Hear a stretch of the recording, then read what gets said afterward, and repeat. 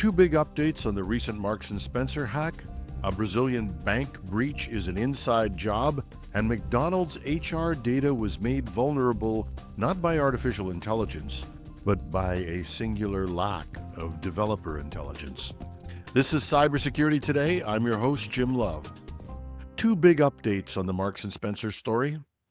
Marks & Spencer have provided some additional facts in testimony before a parliamentary investigation which sheds some light on the attack that took out the retail giant in the UK and spread from the UK to North America as well.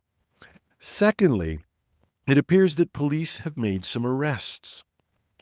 The BBC is reporting that 4 people have been arrested by police in the National Crime Agency investigation of the attacks on Marks & Spencer's and the other retailer Co-op in the UK.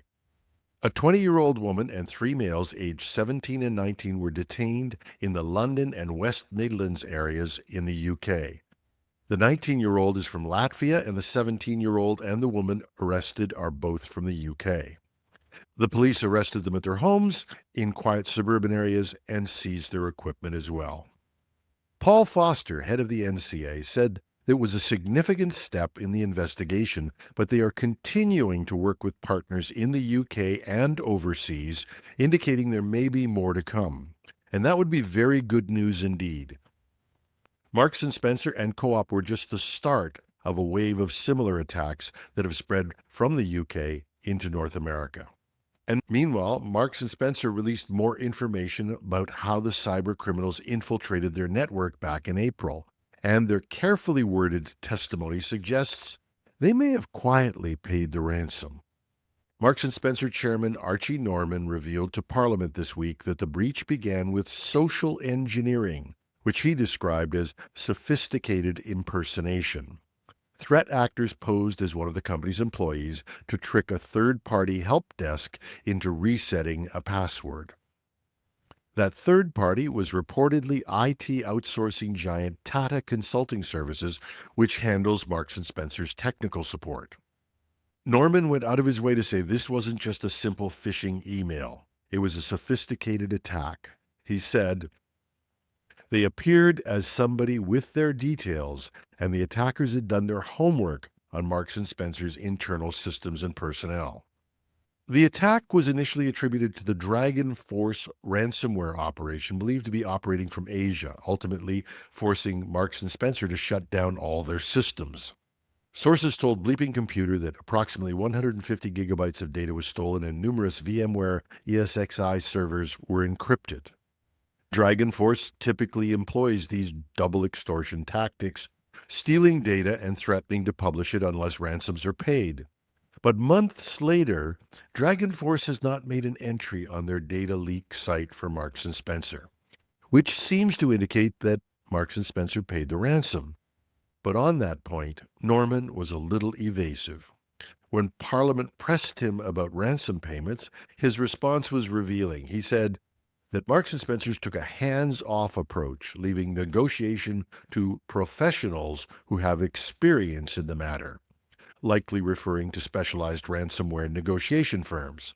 When directly asked if they paid, Norman again deflected, saying they weren't discussing details publicly, but they had shared everything with authorities. We'll have more on this story on our weekend edition, where our panel will feature an expert on ransomware groups and some insights into the worldwide network called Scattered Spider that may be a part of this attack as well. Brazil's financial sector is still reeling from a devastating cyber attack that demonstrates how a single employee can trigger a massive security breach and, in this case, lead to the theft of over $140 million from the country's central banking system. C&M Software, which provides the critical bridge services connecting Brazil's central bank to local financial institutions, revealed on June 30th that hackers had stolen 800 Brazilian reals, approximately $140 million, from the reserve accounts of 6 financial institutions. The attack was so severe that Brazil's central bank immediately suspended access to the C&M software platform for all local banks while investigating the breach.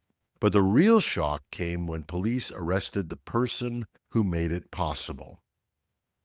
A 48-year-old IT worker who worked on back-end systems at C&M Software allegedly sold login credentials to hackers for approximately $2,700, granting them unauthorized access to the critical financial systems. The payout was a tiny fraction of what the criminals ultimately stole. And according to police, Rock's story reads like a low-budget thriller.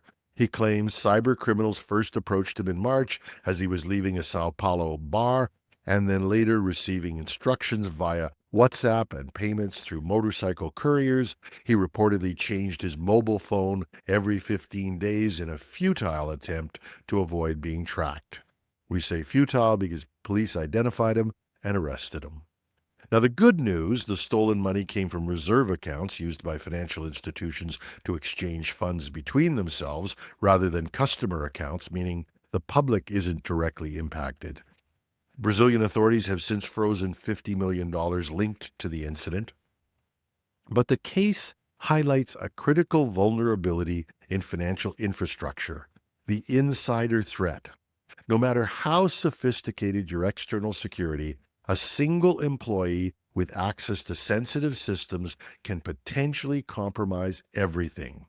For financial institutions worldwide, this incident underscores the need for stronger internal controls and monitoring of privileged access. McDonald's, the fast food giant's embrace of AI screening, has backfired spectacularly, with hackers accessing years of job applicant data through security flaws so basic they're almost embarrassing. We'll be clear on this story, the use of AI is not the problem. It's not artificial intelligence that's at issue, but dare we say, a lack of intelligence from the creators of this app. We try to be charitable. Anybody can make a mistake, but 12345 as an admin password? Who's the security administrator on this system? The clown? McDonald's uses an AI chatbot called Olivia to screen job applicants through its McHire platform. And that platform was built by AI firm Paradox.ai.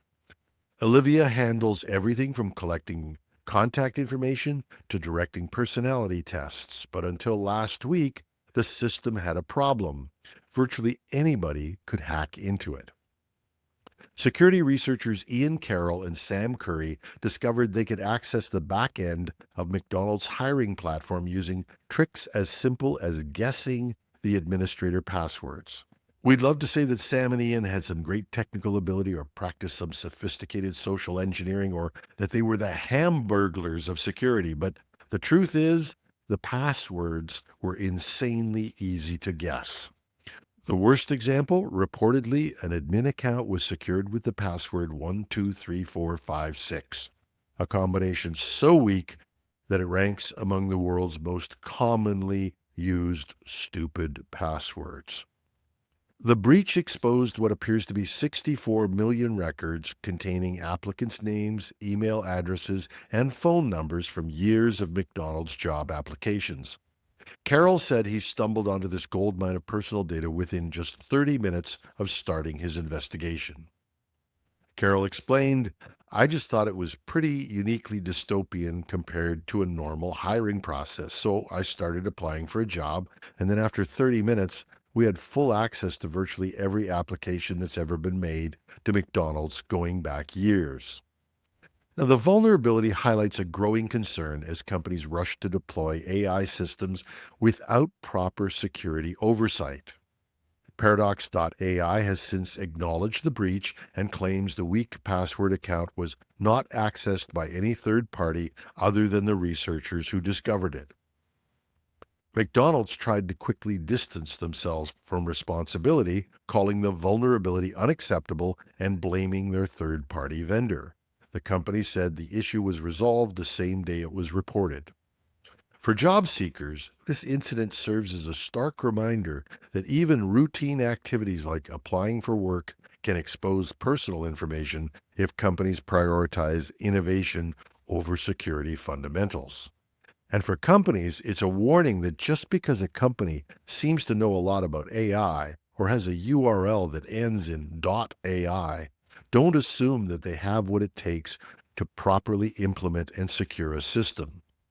And McDonald's might have been able to hold the vendor responsible, but as all security professionals know, you cannot delegate accountability.